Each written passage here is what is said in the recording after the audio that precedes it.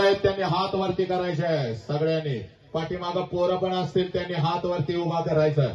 कोणाकोणाचे हे पप्पा माझ्या समोर उभे आहेत त्या लेकराने हात वरती करायचा आणि जागेवरती उभं राहायचंय. चाल जागेवरती उभं राहा. चाल जागेवरती उभं राहायचंय. त्या सगळ्या लेकराने इथं यायचंय माझ्यामध्ये. इथं या. चला लवकर. चाल इकडे. चाल इथं यायचं आहे त्या सगळ्या लेकराने. चला लवकर सगळ्या लेकराने. हा जागेवरच उभा राहा. थांबा. तिथंच उभा राहा. तिथंच उभा राहा. चल गा इकडे. तिथंच उभा राहा सगळ्या लेकराने. कोणाकोणाचे बाप्पा आहेत. हा आता ऐक का पोरे. आवाज दे रे बाबा. ऐक पोरे ऐक. सगळ्यांनी ऐकायचं आहे. हा ऐतिहासिक क्षण आहे बघ.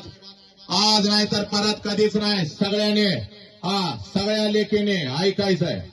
मेल्यानंतर बापाला जाळतात. मागे बोलू नका. मेल्यानंतर बापाला जाळतात. पोरीनं चोख. मेल्यानंतर बापाला जाळत नाहीत का.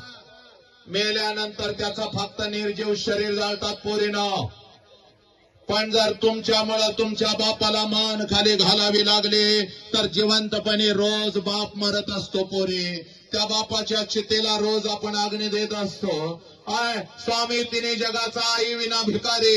ही आई जर आपल्या आयुष्यात नसते तर कोणच नसतं बघ. तू नसतेस मी नसतो कोणी नसतं. लक्षात घे.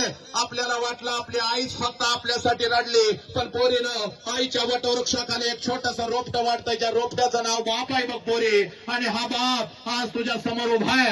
आजपर्यंत तुला असं वाटलं की माझी आईच फक्त माझ्यासाठी रडली पण नाही पोरीनं. आपल्या लेकरांच्यासाठी हंबरडा फोडून रात्रीच्या अंधारात शेताच्या बांधावर जर खऱ्या अर्थानं कोण रडलं असेल आई इतकंच तर त्या देव माणसाचं नाव बाप आहे पोरी. आणि हा बाप पोरानो आज तुमच्या समोर उभा आहे. कशाचाही विचार करायचा नाही पोरी. सगळी बंधनं तोडून टाकायची. पळत पळत जायचं ना आपल्या बापाला एवढी